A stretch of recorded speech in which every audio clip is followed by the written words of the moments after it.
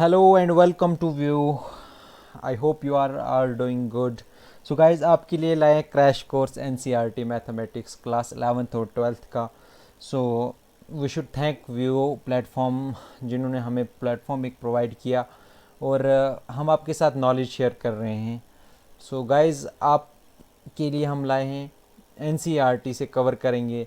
Mathematics subject में आपको पढ़ाऊंगा. फिज़िक्स जो है वो दूसरे टीचर कवर कर रहे हैं और भी करके सभी सब्जेक्ट हम आपको 11th और 12th क्लास के यहीं इसी चैनल पे आपको मिलेगा. सबसे पहले आपको क्या करना है, इस चैनल को सब्सक्राइब करना है और शेयर करना है बाकी स्टूडेंट्स के साथ. सो विदाउट वेस्टिंग टाइम चलो शुरू करते हैं. सो सबसे पहले आपको चैप्टर 1 जो है क्लास 11th में आपका है सेट, जिसको हम कहते हैं सेट थ्योरी.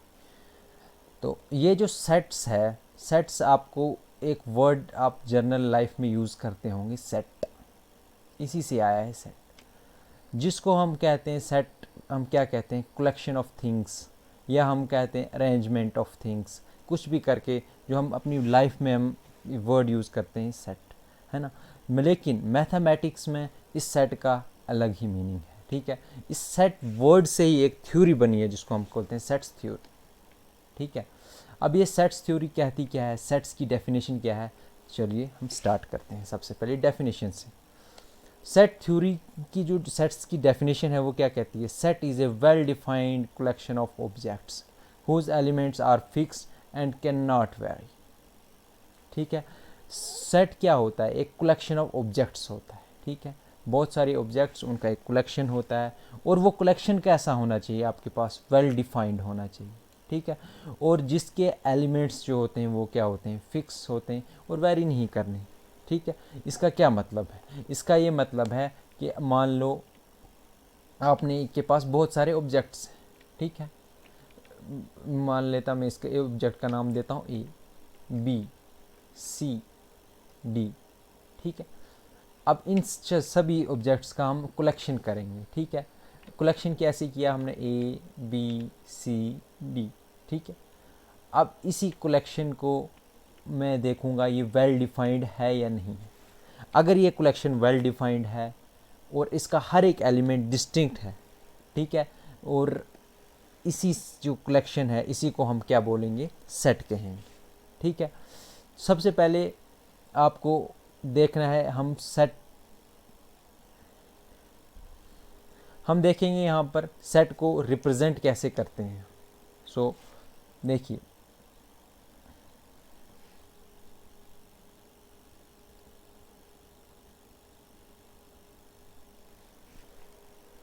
कोई भी जो सेट है उसको हम सबसे पहले तो उसके अंदर एलिमेंट्स होंगे. मान लें ये हमारे पास कुछ एलिमेंट्स 1 3 5 9 7 एंड 9, ये कुछ एलिमेंट्स हैं.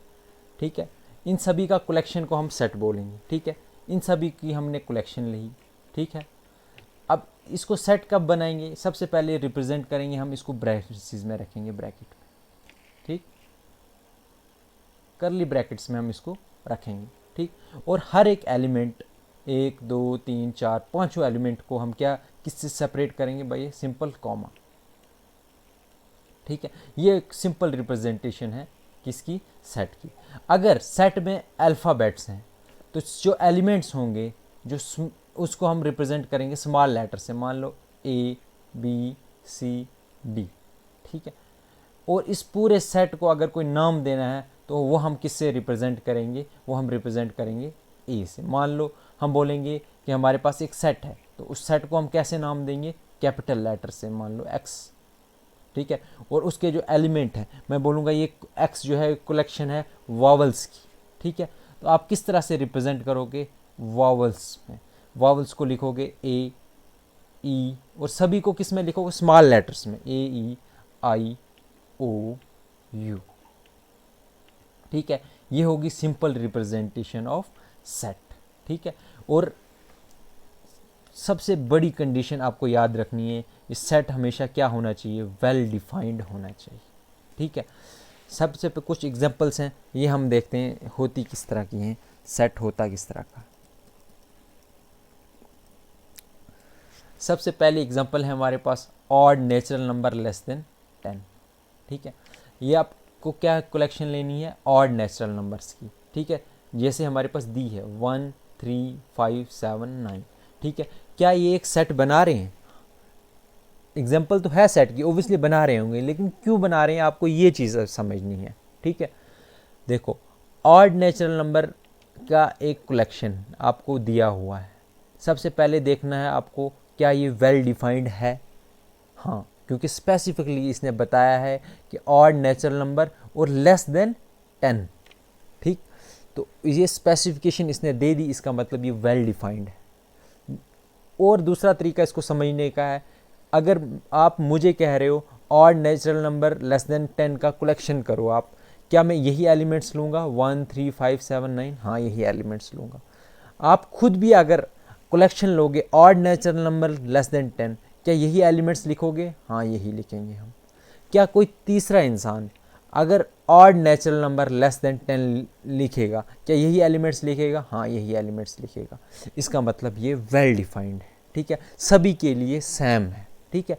अगर हम इसको सिंपली ऐसे लिखते कि ऑड नेचुरल नंबर, सिर्फ मैं इतना आपको बताता कि ऑड नेचुरल नंबर, आगे स्पेसिफिकेशन नहीं देता मैं लेस देन 10।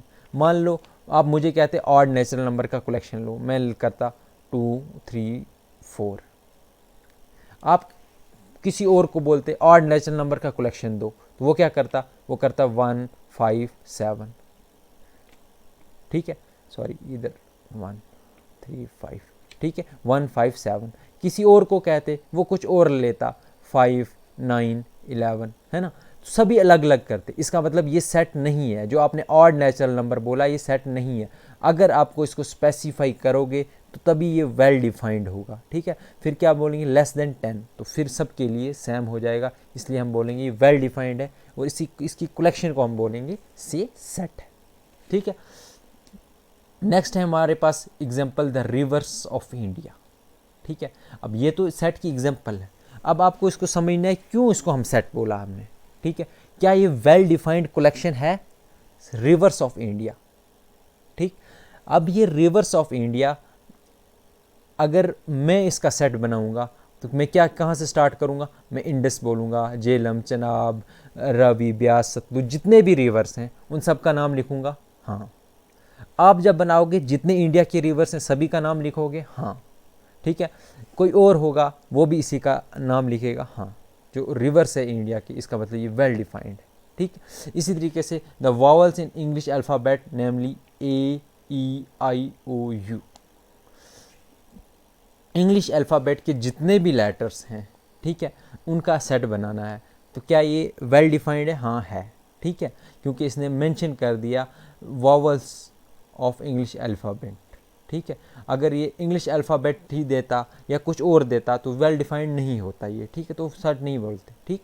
इसी तरीके से various kinds of triangle, prime factor, ये सभी एग्जांपल्स हैं किसकी, सेट की, ठीक है। आपको एक कीवर्ड देखना है, वो क्या है, वेल डिफाइंड होना चाहिए, वेल डिफाइंड। जो भी कलेक्शन वेल डिफाइंड होगी और डिस्टिंक्ट होगी उसको हम सेट बोलेंगे in simple language. So representation मैंने आपको बता दी किस तरह से होती है, और हम अब थोड़ी सी एक आप चीज़ समझेंगे, किसी भी एलिमेंट को किस तरह से हम डिनोट करते हैं। देखो, मान लो मेरे पास एक सेट है, ठीक है,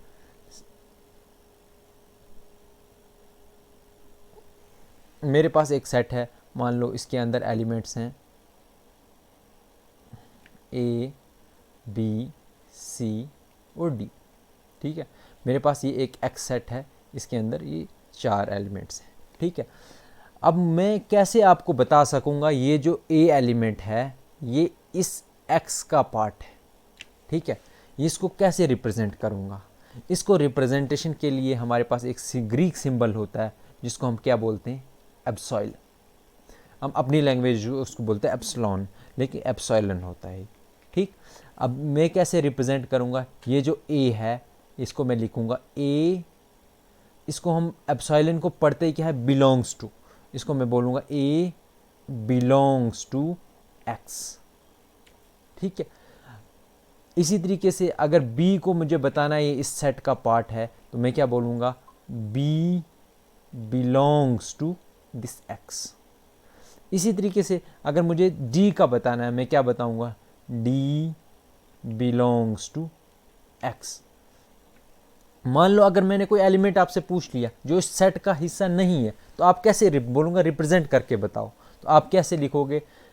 मान लो मैंने पूछ लिया आपसे x, स्मॉल x, क्या ये इस सेट का हिस्सा है, नहीं है, है ना, तो आप क्या बोलोगे, x does not belongs to capital X। तो आप क्या ये सिंबल लगाओगे एप्सिलॉन और ऊपर से इसको ऐसे डैश डालना, तो क्या बनेगा, x does not belongs to capital X। ठीक है, इसी तरीके से मैं बोलूँगा क्या y इस सेट का पार्ट है, नहीं, आप नहीं है इसका कोई एलिमेंट, तो आप क्या बोलोगे, y does not belongs to this x।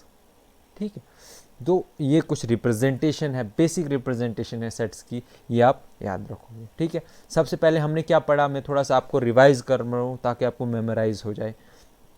Set की डेफिनेशन हमने पढ़ी। सेट की डेफिनेशन में हमने ये पढ़ा कि सबसे पहले कलेक्शन ऑफ एलिमेंट्स होनी चाहिए, और वो कलेक्शन जो है वो क्या होनी चाहिए, वेल डिफाइंड होनी चाहिए। ठीक है, बस ये यहाँ अगर वेल डिफाइंड है, यूनिक एलिमेंट्स हैं, इसका मतलब वो हमारे पास क्या बन जाता है, सेट। फिर हमने पढ़ा कि किसी भी सेट के जो एलिमेंट्स हैं उनको हम स्मॉल लेटर से रिप्रेजेंट करते हैं और उनको सेपरेट करते हैं कॉमा से, A B C D। ठीक, फिर हमने चौथी चीज़ पढ़ी, इस सेट पूरे का जब नाम देते हैं वो हमेशा कैपिटल लेटर में देंगे, A B जो भी देंगे कैपिटल लेटर में देते हैं। ठीक है, और इस सेट के एलिमेंट्स को हम ब्रैकेट्स में रखते हैं। ठीक, अगर फिर कोई भी एलिमेंट हमें बताना है कि ये इस सेट का हिस्सा है, तो हम किस सिंबल का यूज़ करते हैं, एप्सिलॉन। ठीक है, इसको हम बोलते हैं A belongs to capital A। ठीक, ये हमने बेसिक रिप्रेजेंटेशन अभी तक पढ़ी। ठीक, अब जो रिप्रेजेंट करने के दो तरीके हैं हमारे पास, क्या क्या तरीके हैं वो मैं आपके साथ डिस्कस करता हूँ। चलो,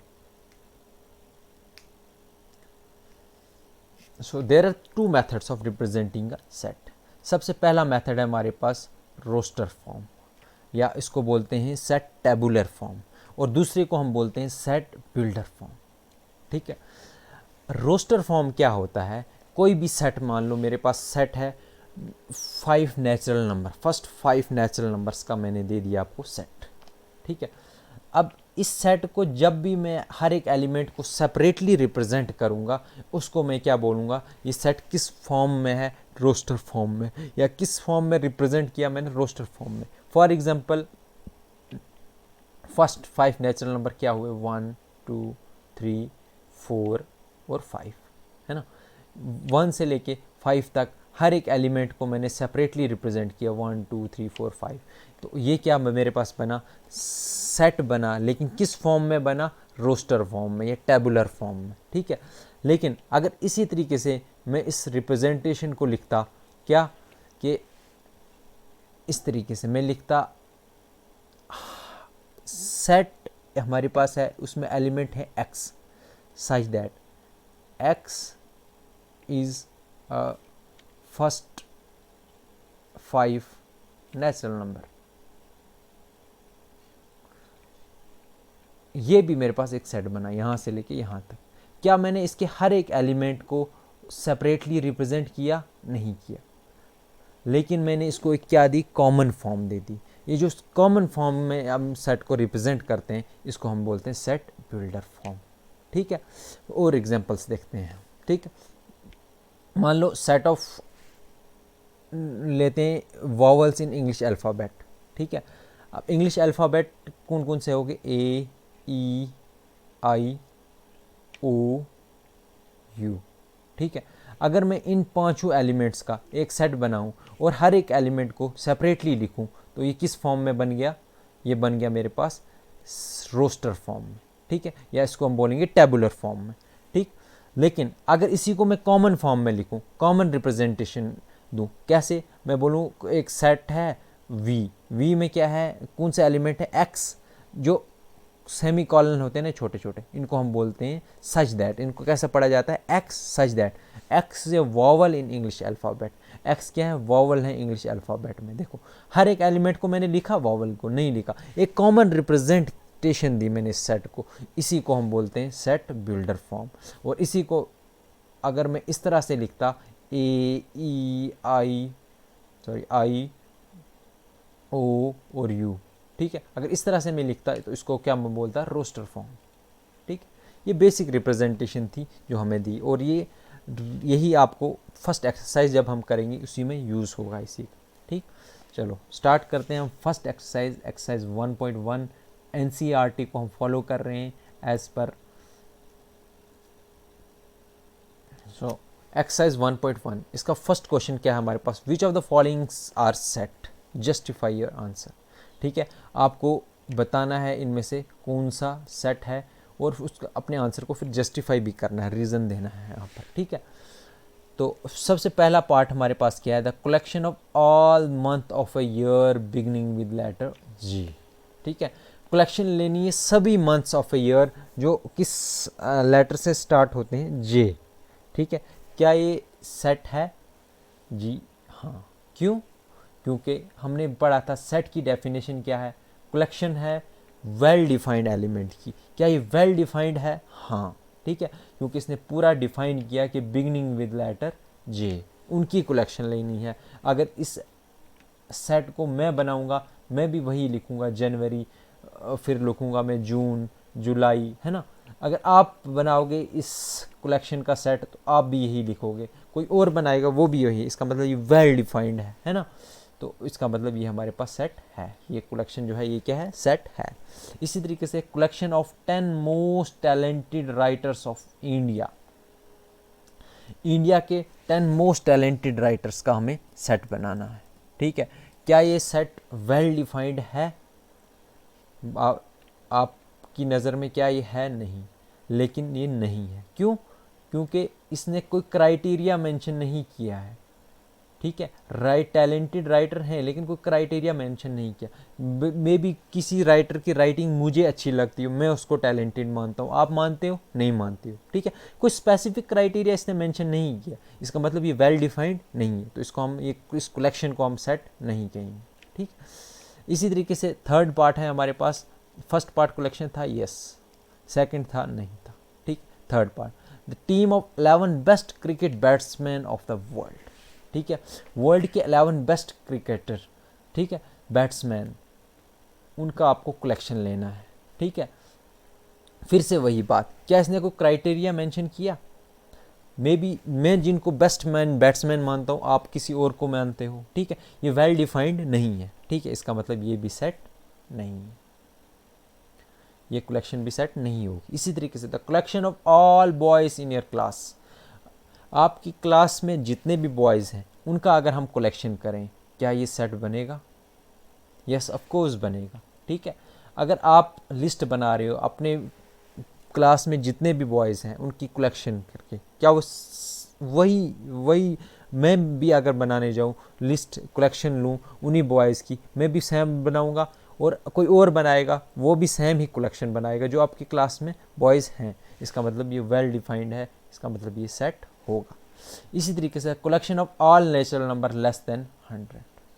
ठीक है, अगर 100 से कम जितने भी नेचुरल नंबर हैं उनका कलेक्शन लें, क्या वो सेट होगा, yes, it is well defined, so it is set.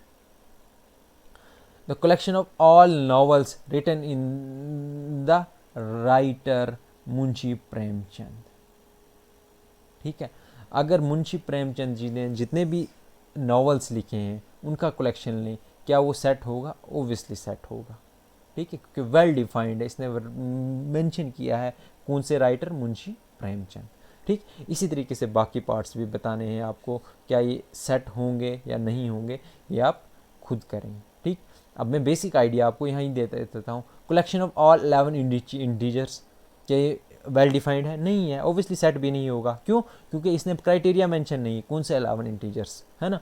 इस तरह collection of questions in this chapter, ठीक है, कौन से क्वेश्चंस हैं कुछ पता नहीं, इसका मतलब नहीं।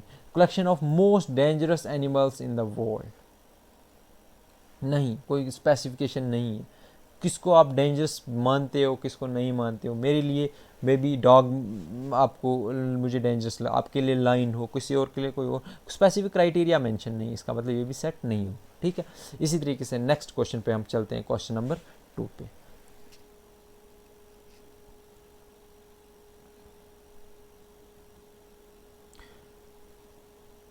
क्वेश्चन नंबर 2 हमारे पास क्या कहता है, let A be the set. ठीक है, ए एक सेट है जिसमें एलिमेंट है 1 2 3 4 5 6 एलिमेंट्स हैं। ठीक है, 1 से लेके 6। Insert the appropriate symbol, symbol का नाम मैंने बताया था आपको एप्सिलॉन, इसको हम बोलते हैं बिलोंग्स टू, या इसको बोलते हैं does not belongs to in the blank space. ठीक है, अब फर्स्ट पार्ट हमारे पास है 5 को हमें बताना है क्या ये इस सेट में बिलोंग करता है या नहीं करता।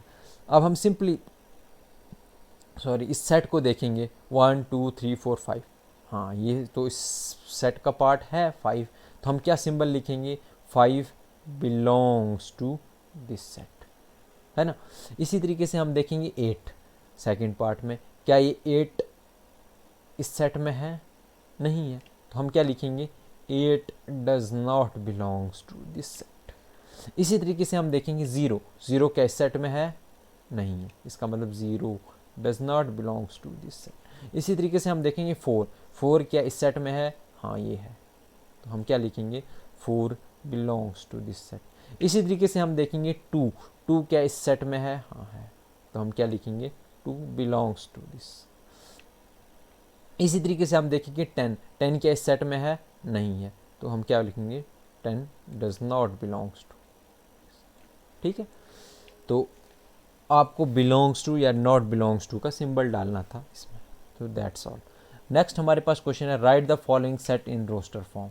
ठीक है, अब आपको मैंने बताया था रोस्टर फॉर्म क्या होती है। रोस्टर फॉर्म इस तरह की फॉर्म होती है जिसमें हम हर एक एलिमेंट को सेपरेटली रिप्रेजेंट करते हैं सेट में। ठीक है, जैसे ABC का मैंने सेट बनाया, तो मैंने क्या हर एक एलिमेंट को सेपरेटली रिप्रेजेंट किया, तो ये कौन सी फॉर्म होगी हमारे पास, रोस्टर फॉर्म। ठीक, आपको क्या सेट दिया है फर्स्ट पार्ट में, a is equal to X such that x is an integer and x, इसको कैसे हम पढ़ते हैं, सेंटर से आपको स्टार्ट करना है, x is greater than equal to -3 and less than 7, है ना। पहले x लेना है, इसको इधर की तरफ पढ़ना है, x is less than equal to greater than equal to -3, फिर इसको बोलना है x इज लेस देन 7। ठीक, इस तरह से आप इसको रीड करना है।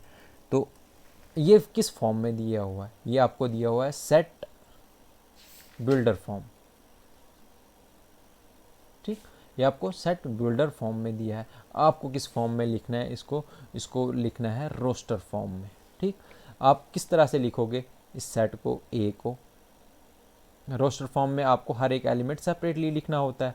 ठीक, आप लिखोगे -3x जो है -3 से ग्रेटर देन भी है और इक्वल टू भी है, इसका मतलब इक्वल टू भी है तो -3 भी हम लिखेंगे, -3 और -2 और -1, है ना, ये तीनों उसके ग्रेटर देन है। फिर उसके बाद आ जाएगा 0, फिर आ जाएगा 1, फिर 2 3 4 5 6 7 आएगा नहीं, क्योंकि इसने बोला x इज लेस देन 7 से लेस देन 6 तक ही हम लेंगे। ठीक, तो ये हमारे पास सेट बन गया, किस फॉर्म में, रोस्टर फॉर्म में। ठीक, इसी तरीके से सेकंड पार्ट क्या है, b is equal to X such x से नेचुरल नंबर लेस देन 6। ठीक है, हम सेट बनाना है नेचुरल नंबर 6 से लेस देन, तो क्या सेट बनेगा हमारे पास, 1 2 3 4 5, लेस देन 6 बोला तो 5 तक हम लिखेंगे इसको। ठीक है, ये हमारे पास बन गया बी सेट। इसी तरीके से सी हमारे पास क्या बनेगा, X such X is a 2 digit natural number such that sum of its digit is 8। ठीक है, आपको बनाना है सेट 2 डिजिट नेचुरल नंबर्स का। अब 2 डिजिट नेचुरल नंबर्स कौन कौन से हो गए, जिनका सम 8 आना चाहिए, ये आपको याद रखना। 1 और 7 का आपके सम करेंगे तो 8 आएगा, हाँ। इसी तरीके से 2 और 6 का आप करेंगे तो क्या 8 आएगा, हाँ। 3 और 5 का आप करेंगे सम 8 आएगा, हाँ। 4 और 4 का आप सम करेंगे क्या 8 आएगा, हाँ। इसी तरीके से 5 और 3 का आप सम करेंगे क्या 8 आएगा, हाँ। फिर इसी तरीके से 6 और 2 का हम सम करेंगे क्या ये 8 आएगा, हाँ। 7 और 1 का हम सम करेंगे क्या ये 8 आएगा, हाँ। इसी तरीके से 8 और 0 का हम सम करेंगे 8 आएगा, यस। ये हमारे पास सेट बना। ठीक है, ये हमारे पास सेट बना। नेक्स्ट हमारे पास है क्वेश्चन पार्ट नंबर 4। इसमें कहता है डी हमारे पास सेट दिया हुआ है, किस तरह का है, x such X is A prime which is divisor of 60। ठीक है, हमें उन प्राइम्स का नंबर्स का सेट बनाना है जो डिवाइज़र होंगे 60 के, सिंपल। तो वो कौन कौन से होंगे हमारे पास प्राइम डिवाइज़र 60 के? हमारे पास मान लेते हैं 2, ठीक है, 3 और 5 सॉरी, ठीक है। तो ये हमारे पास सेट बनेगा। इसी तरीके से नेक्स्ट पार्ट है हमारे पास set of all letters in a word trigonometry. ठीक है, अब ये एक वर्ड दिया हुआ है आपके पास ट्रिग्नोमेट्री। ठीक, इस ट्रिग्नोमेट्री में जितने लेटर्स हैं इनका आपको सेट बनाना है। ठीक है, ई इज इक्वल्स टू कैसे लिखोगे आप इसको रोस्टर फॉर्म में, हर एक एलिमेंट को सेपरेटली लिखना है। टी सेकंड क्या आ जाएगा आपके पास, आर थर्ड आ जाएगा, आई फिर जी फिर ओ एन, नेक्स्ट क्या है ओ, लेकिन आप ओ नहीं लिखो क्योंकि आपने एक बार रिप्रेजेंट कर दिया। हमने डेफिनेशन में क्या पढ़ेगा, रेपिटिशन जो है वो अलाउड नहीं है, बस आप रेपिटिशन नहीं करोगे। ओ फिर उसके बाद एम फिर ई फिर टी आपने पहले एक बार लिख दिया तो नहीं लिखोगे, फिर उसके बाद आर लिखा है और उसके बाद वाई। ठीक है, इसी तरीके से set of all letters in a word better. ठीक है, तो ये हो गया हमारे पास क्वेश्चन नंबर 3। ठीक है, बेटर का भी आप इसी तरीके से खुद करोगे। बी क्या बनेगा हमारे पास, बी, ठीक है, ई टी एक बार लिखा, 2 बार है तो हम एक ही बार लिखेंगे, ई हमने लिख दिया और आर ये बन गया। ठीक, नेक्स्ट क्वेश्चन क्या हमारे पास है, write the following sets in the set builder form. ठीक है, अब जो सेट्स हैं इनको हमने किस में लिखना है, सेट बिल्डर फॉर्म में। सबसे पहले इसका मतलब दिया हुआ किस में है, ये रोस्टर फॉर्म में, तो इसको लिखना है हमने सेट बिल्डर फॉर्म में। तो सबसे पहले आपको इस गिवन क्वेश्चन में आपको ये पैटर्न समझना है, 3, 6, 9, 12 ये किस तरह का पैटर्न है आप इसको समझेंगे। क्या ये आपको मल्टीपल ऑफ 3 का टेबल नहीं दिख रहा है, 3, 6, 9, 12, तो आप इसको ऐसे लिख सकते हो, इसका मतलब 3 इंटू 1, इसको लिखोगे आप 3 इंटू 2, है ना, इसको लिखोगे आप 3 इंटू 3, इसको लिखोगे आप 3 इंटू 4, है ना, 3 के मल्टीपल्स लिखें, इसका मतलब आप इसको रिप्रेजेंट कर सकते हो 3 इंटू एन, है ना। हम इसको सेट बिल्डर फॉर्म में कैसे लिखेंगे वो आप देखो, हम बोलेंगे ये set is X such that X किसके बराबर है, 3n, where n is natural number, n is natural number less than, किससे लेस देन है, 5। ठीक, आप क्या बोलोगे, x सच दैट, इस कॉलम को हम क्या पढ़ते हैं, such that x is equals to 3n where n is natural number less than 5। इसी तरीके से हमारे पास दूसरा सेट क्या है, 2, 4, 8, 6, 32। अब इसका पैटर्न आपको समझना है क्या है। ठीक, सबसे पहले मुझे तो दिख रहा है 2 का मल्टीपल्स हैं, लेकिन 2, 4, 6 तो मिसिंग है, इसका मतलब वो तो नहीं होगा। फिर एक और चीज़ मुझे दिख रही है, क्या ये इस फॉर्म में है, अब आप देखना 2 की पावर 1, 2 की पावर 2, 2 की पावर 3, 2 की पावर 4, 2 की पावर 5, क्या ये इस फॉर्म में है, हाँ ये तो इस फॉर्म में है। इसका मतलब इसको हम किस तरह से लिख सकते हैं, इसको हम लिख सकते हैं x सच दैट x किसके बराबर है, 2 की पावर n, वेयर n जो होगा वो ग्रेटर देन इक्वल्स टू होगा 1 के और लेस देन इक्वल्स टू होगा 5 की। ठीक है, या जो जैसे ऊपर मैंने लिखा where n is a natural number less than 6, आप उस तरह से भी लिख सकते हो, इस तरह से भी रिप्रेजेंट कर सकते हो। दोनों तरीके से आप सेट बिल्डर फॉर्म में आप इसको रिप्रेजेंट कर सकते हो। ठीक, इसी तरीके से थर्ड पार्ट आप देखोगे 5, 25, 125, 625। ठीक है, अब इसमें आपको क्या दिख रहा है, 5 का मल्टीपल दिख रहा है, हाँ। क्या 5 का कॉन्टीन्यूस मल्टीपल है? 5, 10, 15 तो मिस है, इसका मतलब ये 5 का कॉन्टीन्यूस मल्टीपल तो नहीं है। लेकिन मुझे एक पैटर्न सा कुछ दिमाग में आ रहा है, क्या? 5 की पावर 1, ये 5 की पावर 2 हो गया, ये 5 की पावर 3 हो गया, ये 5 की पावर 4 आ गया, है ना। ये पैटर्न समझ आ रहा है? इसका मतलब इसको मैं कैसे लिखूँगा, इसका मैं यहाँ पर लिखता हूँ सोल्यूशन। क्या बोल मैं कैसे मैं लिखूँगा, x such that x is equal to 5 की पावर n, वेयर n जो है वो ग्रेटर देन इक्वल्स टू 1 और लेस देन इक्वल्स टू किसके है, कहाँ तक जा रहा है, 4 तक, 4 ठीक। तो ये बेसिक चीज़ें ये आपको आनी चाहिए, ठीक। ये किस फॉर्म में हमने लिखा, सेट बिल्डर फॉर्म में। सो आई होप कि आप नोट्स भी साथ साथ बना रहे होंगे। अगर नोट्स बनाएंगे आपके लिए बहुत इजी हो जाएगा, चीज़ों को आप प्रैक्टिस करेंगे तो ही आपको एग्ज़ाम में भी इजी रहेगा, और जब अलग पैटर्न का भी क्वेश्चन आएगा तो आपके माइंड में जो ये चीज़ें हैं क्लिक करेंगी, ठीक है।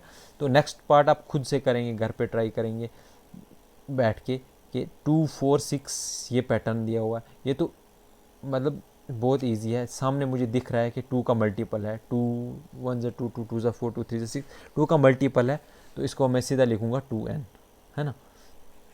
इसी तरीके से नेक्स्ट पार्ट है हमारे पास 1, 4, 9, तो ये क्लियरली विजिबल है मुझे कि 1 क्या है, 1 का स्क्वायर, ठीक है। 4 क्या आ गया, 2 का स्क्वायर, फिर 9 क्या आ गया, 3 का स्क्वायर, इसी तरीके से 100 to 100 आ गया 10 का स्क्वायर, ठीक है। इसका मतलब ये फर्स्ट 10 नेचुरल नंबर्स का स्क्वायर है हमारे पास। तो क्या लिखेंगे हम, सीधा फर्स्ट 10 नेचुरल नंबर्स का स्क्वायर है हमारे पास, ठीक। एन स्क्वायर, एन क्या है हमारे पास, फर्स्ट 10 नेचुरल नंबर, इसको लिखेंगे where N is less than equals to 10 और ग्रेटर देन इक्वल्स टू 1, ठीक। तो इसी तरीके से ये सभी आपको खुद से करने हैं, प्रैक्टिस करनी है। जितने ज़्यादा आप प्रैक्टिस करोगे उतना अच्छा आपको समझ आएगा। और अगर एक बार नहीं आता, वीडियो को दोबारा से देखो, पॉज करके देखो, तो आपको अच्छे से समझ आएगा, ठीक। नेक्स्ट हमारे पास है क्वेश्चन नंबर 5। अब देखते हैं क्वेश्चन नंबर 5 हमारे से क्या पूछ रहा है। List all the elements of the following set, ठीक है।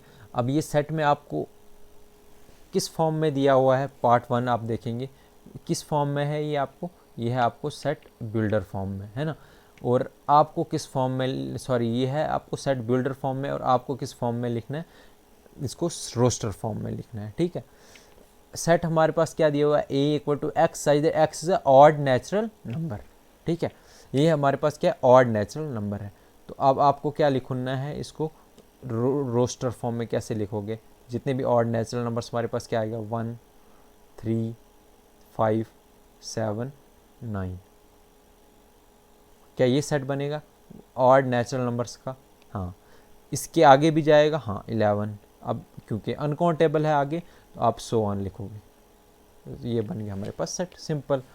अब नेक्स्ट है हमारे पास X, such that X is an integer, -1/2, X जो है ग्रेटर देन है -1/2 और लेस देन है 9/2 के, ठीक है।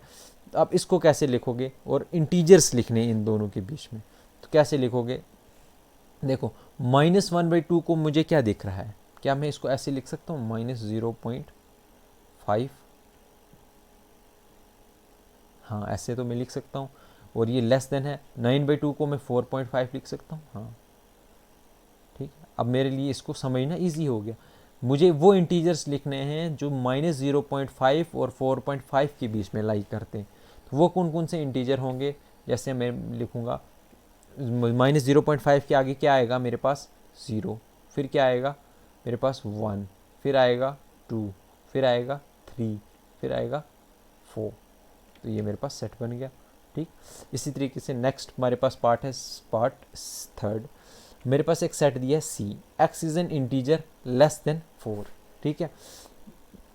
4 से कम कम जितने इंटीजर्स हैं उनका सेट बनाना है। तो क्या सेट बनेगा मेरे पास, 4, 3, 2, 1, 0, -1, -2, एंड सो ऑन, ऐसे चलते जाएगा। ठीक है, ये मेरे पास सेट बनेगा। इसी तरीके से फोर्थ पार्ट, फिफ्थ पार्ट और सिक्स पार्ट ईजी हैं, आप खुद कर सकते हो। फोर्थ पार्ट में फिर से आपको बता देता हूँ। डी मेरे पास एक सेट दिया है, X is a letter in a word loyal. ठीक है, जितने सॉरी लॉयल के अंदर जितने लेटर्स हैं उनका आपको सेट बनाना है। तो क्या सेट बनेगा आपका, सबसे पहले एल पहला लेटर है आपके पास, ओ है, ठीक है, फिर वाई है, फिर ए है, फिर एल है। एल आपने एक बार मेंशन किया, आप नहीं करोगे, दैट्स इट, ये आपके पास बन गया सेट। तो नेक्स्ट जो पार्ट्स हैं वो आप खुद करेंगे। ठीक है, अगर नहीं समझ आएगा कमेंट में मुझे बताइए, नेक्स्ट मैं आपको नेक्स्ट वीडियो जो होगा उसमें ये चीज़ें फिर से रिपीट करूँगा। नेक्स्ट देखते हैं हमारे पास क्वेश्चन नंबर 6 क्या कहता है। क्वेश्चन नंबर 6 है हमारे पास, match each of the set on the left in the roster form with the same set on the described in set builder form. आपको लेफ्ट हैंड साइड में सेट दिया है, ठीक है, ये सेट किस में है, रोस्टर फॉर्म में है।